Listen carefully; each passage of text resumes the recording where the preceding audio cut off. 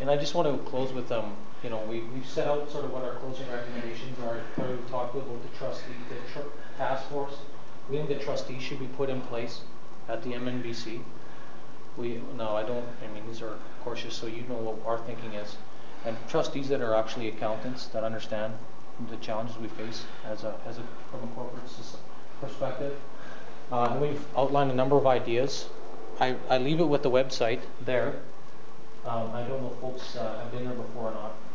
And I just got to stress, the website is not meant to, you know, antagonize or hurt anyone's feelings.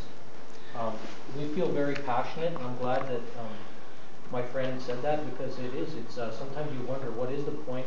You know, do people care? And I think they do. 94,000 people obviously have some interest in what's going on. I really, you know, I just can't say enough. If you really want to understand what the school was about and how it was sold, I don't know if you've seen these 2 presentations on our site.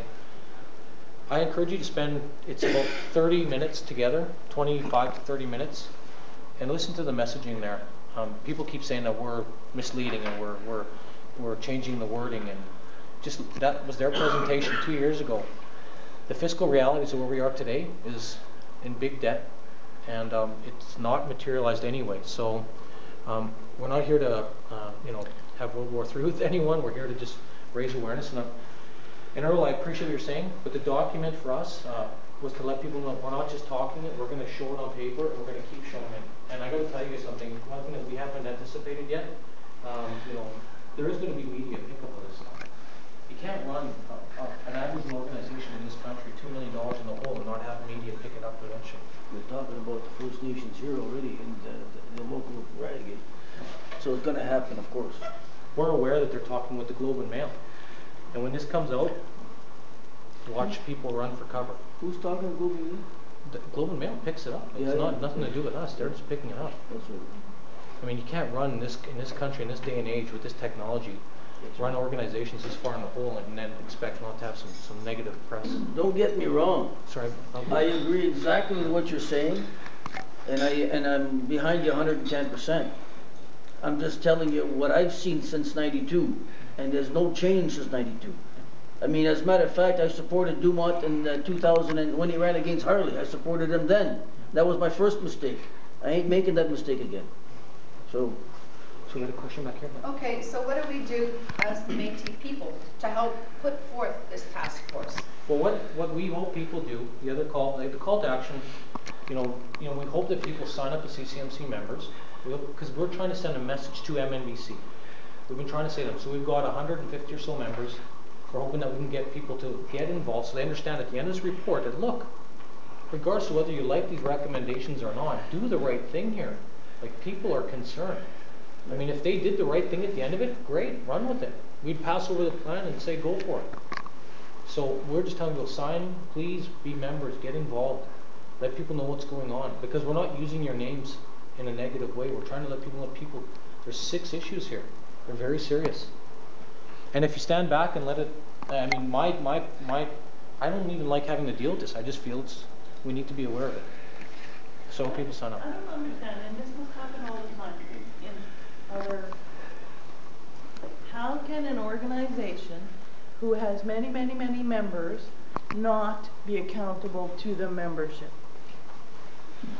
Arrogance. Like how is it possible that they can buy schools and not register them and carry on that way and refuse to explain?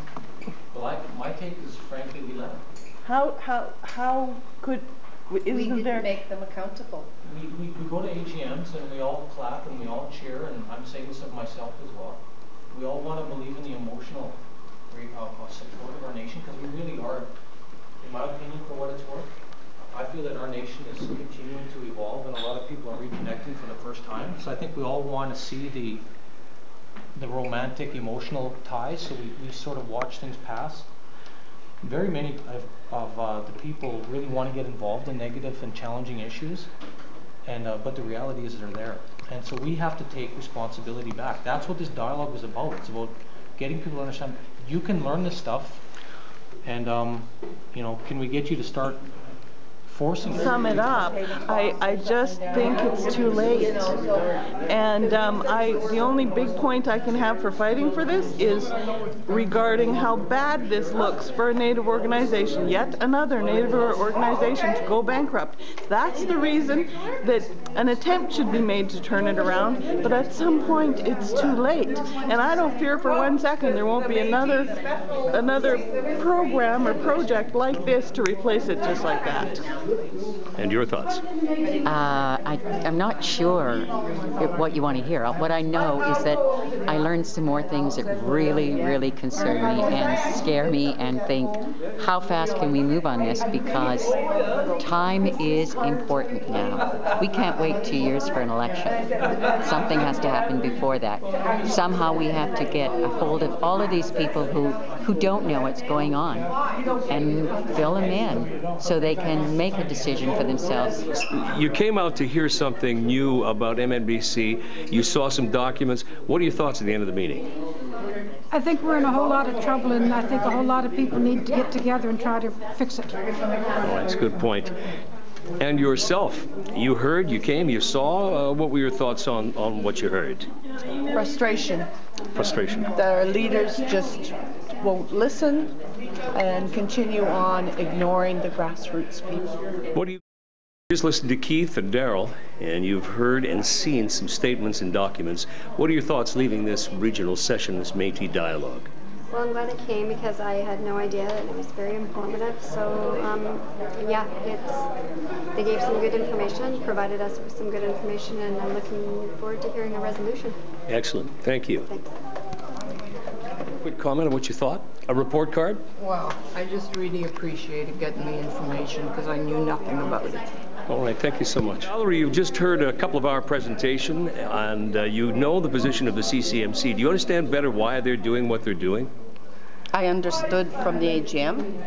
I just hope that more people will understand when they come to meetings like this. As Métis people, we don't want to go down the tube with the school, because if the school goes down, we go down the tube, and we won't have any Métis Nation in BC.